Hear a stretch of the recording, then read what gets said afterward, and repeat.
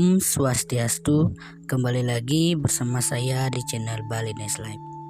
Kali ini saya akan membahas tentang salah satu kisah dan juga salah satu makna daripada salah satu upacara di Bali, yaitu kisah daripada Lubdake, seorang pemburu yang masuk surga, dan salah satu upacara di Bali yaitu upacara Siwalatri yang erat kaitannya dengan kisah Lubdake.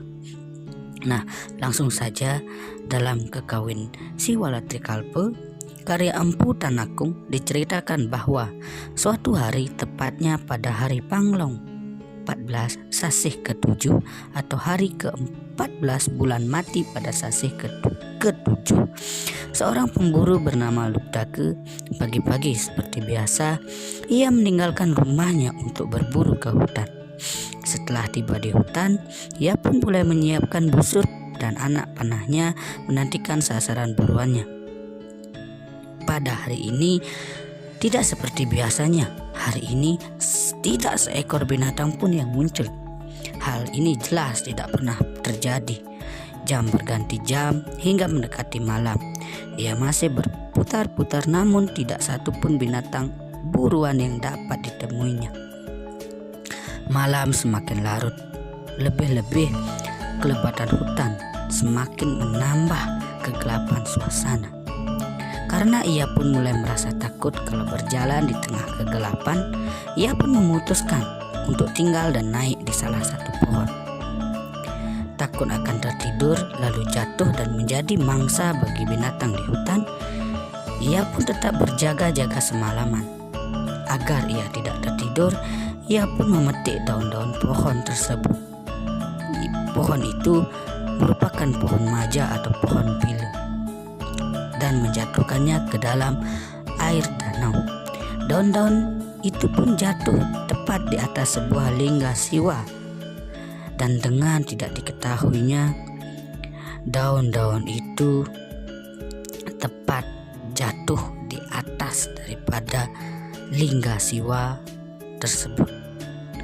Matahari pun mulai muncul dari ufuk timur dan menandai malam telah berganti pagi, dan ia pun turun dan kembali pulang dengan tangan hampa. Hari demi hari berlalu, kehidupan berlangsung seperti biasanya. Ia tetap berburu, akan tetapi beberapa tahun kemudian Lubdake pun jatuh sakit, dan tak lama kemudian ia pun meninggal. Jenazahnya seperti biasa segera dibuatkan upacara sebagaimana layaknya. Sedangkan atma atau rohnya melayang-layang di angkasa, tidak mengetahui jalan yang mesti ditempuh karena begitu banyak dosa yang dia perbuat di dunia. Yama pun memerintahkan abdinya Kingkara supaya menangkap jiwa Lubdake untuk dihadapkan kepadanya, dan sekaligus ia akan disiksa atas semua kejahatan yang ia lakukan selama di dunia. Di lain pihak, Siwa juga memerintahkan abdinya Gana untuk menghadapkan jiwa Lubdake kepadanya. Terjadilah pertempuran yang sangat sengit antara Kingkara dan Gana, dan akhirnya dimenangkan oleh Gana, abdinya Siwa. Akhirnya Gana dengan kereta surgawinya membawa atma atau rohnya Lubdake ke hadapan Siwa. Siwa pun menyambutnya dengan ramah dan memuji Lubdake karena telah menghormati malam Siwa dengan tidak tidur semalam suntuk, dan sekaligus ia mendapatkan anugerah tertinggi kenikmatan surgawi dari Siwa. Dengan beliau mendapatkan anugerah, beliau mendapatkan tempat di surga. Ketika melihat hal tersebut, Yama pun sangat marah dan sempat ingin mengundurkan diri karena Siwa dianggap menghalangi beliau dalam melaksanakan tugas yang telah dipercayakan kepadanya. Yama pun pergi ke Gunung Kailasa menemui Siwa. Selanjutnya menjelaskan kepada Siwa kenapa Lubdake dijemput oleh Kingkara. Namun Siwa pun juga menjelaskan kepada Yama bahwa pada zaman purba ia pernah mengajarkan bagaimana malam Siwa harus dihormati. Upacara ini demikian suci sehingga dapat membersihkan segala noda dan dosa. Tetapi sekarang tidak seorang pun lagi pernah melakukan upacara itu dengan penuh di hati nuraninya. Dengan penjelasan dari Siwa, Yama pun akhirnya pergi sekaligus memohon maaf kepadanya. Nah, sekarang kita akan membahas tentang makna daripada Siwa Latri. Nah, langsung saja dalam konsep Trisakti, Siwa disebut atau merupakan yang melenyapkan, dan Ratri merupakan malam atau gelap. Nah, hari raya Siwa Latri ini datang atau jatuh pada hari Caturdasi Krena Paksa Panglong Ping 14 Sasih Kepitu.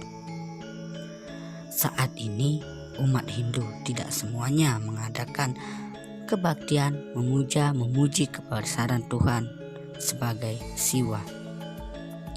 Ada dengan cara membaca kitab-kitab di pura, rumah, maupun tempat-tempat tersendiri, bisa dengan individu ataupun kelompok. Arti lain juga diberikan kepada orang atau banyak orang menyebut Siwa Latri merupakan malam perenungan dosa. Dalam artian ini bukan untuk peleburan dosa ya, dengan tujuan tercapainya kesadaran diri dengan cara ada 3 berata. Yang pertama itu utama dengan cara mona berata atau berdiam diri dan tidak berbicara, upawasa tidak makan tidak minum, jagra berjaga atau tidak tidur. Yang kedua ada madya, itu upawasa, jagra, dan yang ketiga nista, hanya melaksanakan jagra atau berjaga tidak tidurnya. Inilah tiga cara atau 3 jenis berata pada hari raya Siwa Latri. Kita bisa mengambilnya yang pertama yaitu utama dengan melaksanakan 3 hal, yang kedua itu ada madya dengan melaksanakan 2 hal, yang ketiga itu nista, itu bisa melaksanakan dengan 1 hal yaitu berjaga atau tidak tidur.